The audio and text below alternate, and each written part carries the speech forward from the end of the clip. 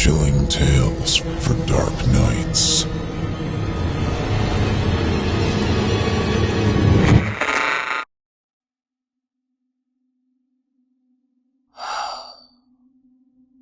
I don't know where to start.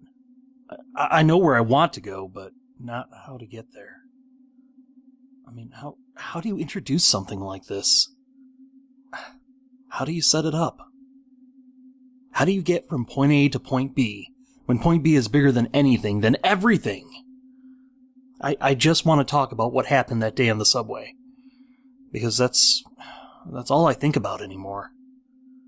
Every single minute of my life, it's all I think about.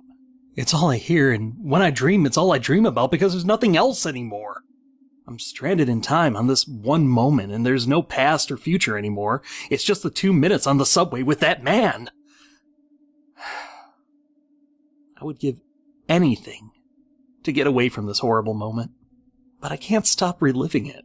And the sound is always there, and I am always hearing it. And I wish I could make it stop. I don't know what else to do except to vomit this up and cast it out and hope to God that maybe this will turn the machine off, stop the wheels, and let me sleep for just a little while. It was early, and I was eating a bagel. A sesame seed bagel with strawberry cream cheese. There's a bit too much cream cheese in the middle, filling the hole on the top. I remember every single detail. And I feel nothing but sympathy and pity for the woman I read about once, who can remember every detail of her day. Hell is in the details. I was holding the bagel with a piece of wax paper because I was wearing my new suit, and I knew if I wasn't careful I'd get it filthy. The train had just left Grand, and it was full. I wasn't paying attention to anyone else because my bagel was the most important thing to me right then. Isn't that ridiculous? Nothing else in that moment. Not the person across from me, or the baby crying 3 rows down, or the man jiggling his foot was more important than that bagel. I took a bite, and I was wiping my face when something about the way the person behind me whispered. It made my ears prick up a little. Maybe it was the fact that he said it quietly on a crowded train, on which you can't hear yourself think, let alone talk. Or it could have been that he said it in my ear, although I don't think he meant to. Either way, I turned my head back to the right, and I felt my stubble scrape along my collar. "What?" I asked, swallowing. He was a young black man, and he was grinning. He looked from the woman sitting next to him and raised his eyebrows at me. "That guy looks like he's gonna flip out." He hooked his thumb back, and I leaned to look down the aisle. It was a man. Just another man in a suit like me and half the train, but his foot was jiggling up and down, and his arms were crossed, which I remembered reading somewhere was a sign of hostility. He was glowering at the person across from him, and that's when I actually heard the baby crying. Isn't that amazing? I'd completely tuned it out until that exact moment, but once I'd heard it, I couldn't ignore it. A young Hispanic woman was cradling a baby, probably no more than 3 weeks old, and it was squealing.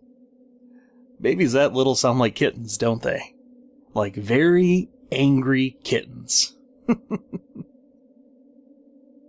She was wearing a loose brown coat, and the baby was swaddled in a pink blanket with rabbits on it.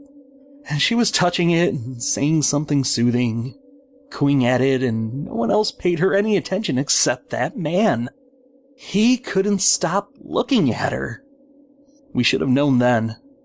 We should have all known that something was wrong, that no one looks at anyone like that with anything but bad intentions. But we didn't do anything. We just sat there and waited to see what he would do. In all of us, there's that little black thing that thrives on seeing people do terrible things. That black thing just eats it up. Just loves knowing that the person is going to suffer for what they've done. Stupidity is a drug that we put right in our veins, and it goes right into the heart of that little black thing, and it loves us for it. His foot went up and down and up and down, and he said something under his breath, and there was sweat rolling down his face. The baby let out a loud screech, and a few people turned to look, but this man, oh, he shoved his fingers in his ears and bent his head down and planted his feet on the floor. His whole body moved with the tapping of his legs, and I frowned. I was still holding my bagel, but I'd forgotten about it because I was thinking about what a display he was putting on. It would only be a matter of minutes, I thought, before he started ranting about how babies shouldn't be allowed in public. No doubt he had places to be, and he was a very important person with very important business to attend to, and he had no time for little babies that were tired or scared or hungry, or whatever it was that was upsetting the little creature in the pink blanket. Mom slung baby over her shoulder and patted its back. But baby kept squealing, in big hiccups. And now more people were watching this man, who still had his fingers stuffed in his ears, and was singing to himself. I heard a snatch of the lyrics, and the song played in my head. Take me out tonight, where there's music and there's people who are young and alive. Driving in your car, I never want to go home, because I haven't got one anymore. Someone next to him got up and moved farther down the train, shooting him a nasty glance. But the man was hunched over, fingers in his ears, and singing and rocking. And baby was cradled in Mom's arms, waving its little hands around and grasping at nothing. Dude's on something, man. Freaking crazy, man, the young man commented. I felt a blob of cream cheese fall out of my bagel and onto my wrist, but something very interesting was happening to the man, and it was as if I was hypnotized, and I found that I couldn't look away. His rocking increased until the people next to him loudly commented on it, and from where I was, I could see that there was blood on his fingers, and running down his neck and onto the white of his shirt. I thought, he's really got his fingers in there, doesn't he? There was sweat pattering on the floor, and the man's feet jiggled up and down and up and down, and his face was very red. And the young man behind me said, "Oh man, dude's gonna stroke out." And then things happened very quickly. Huh. I remember everything. Baby let out a final, ear-splitting screech. Mom shushed it, and the man leaped out of his seat. He was so fast, and none of us had any time to react. We just watched, spellbound, as he ripped the child in the blanket with the rabbits on it and held it to his face. He screamed at it. The child screamed back, and in a fluid motion, he raised the child in one hand. For a moment, it was beautiful. The blanket fell away, and the child, which he held by the chest, was lit from behind by the light of the ceiling runners. The man's suit jacket flared open around his chest, extending behind him like strange wings, and he craned his head to look up at it. And for that moment, there was grace and stillness. And we watched him, the whole train, mesmerized at the strange beauty of the scene that we could not comprehend. And then the moment ended. And with all the strength the man had, he threw the baby to the ground. And with one shiny black wingtip, he stepped upon its head and crushed it. There was a splatter of very pale red, and a sound like the cracking of an eggshell. The train was very still. It was quiet. The only sound was the wheels against the metal of the rail below us. The train swayed. Mom's arms were outstretched slightly, the hands cupped. Her eyes were downcast, and an image of the Blessed Virgin could not have matched the reverence in which her fingers curled against the empty air.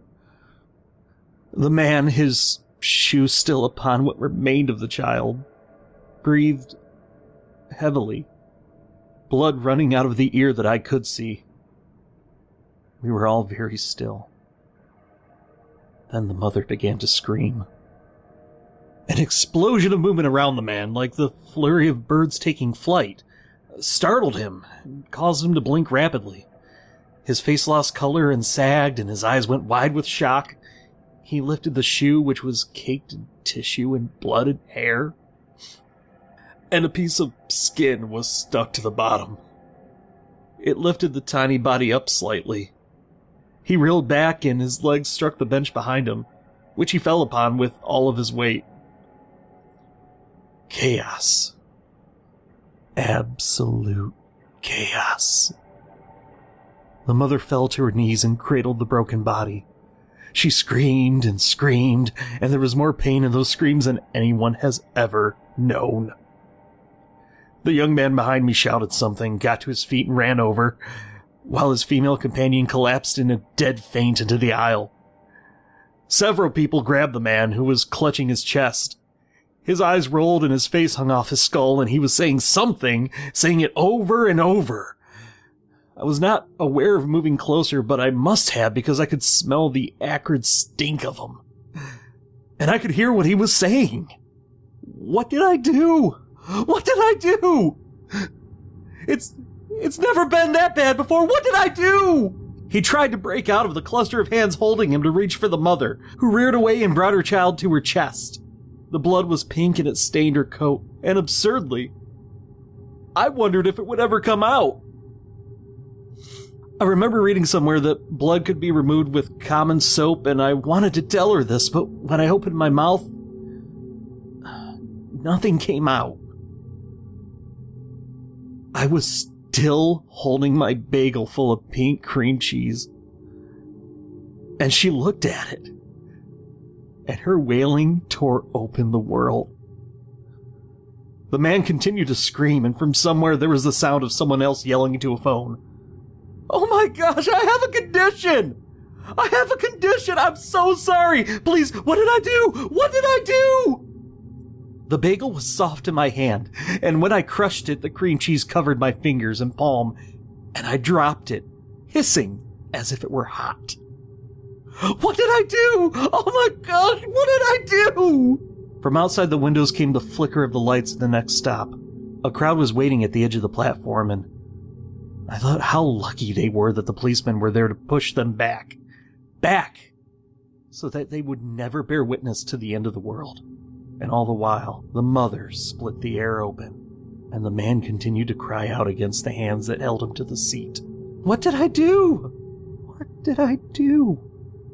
The man and the mother, it was a terrible symphony. For me, now, there is no past or future. There is no softness, or joy, or taste. I am stranded at the end of the world where there is nothing, where there can never be anything. In my dreams, I hear the cracking of eggshells. Chilling tales for dark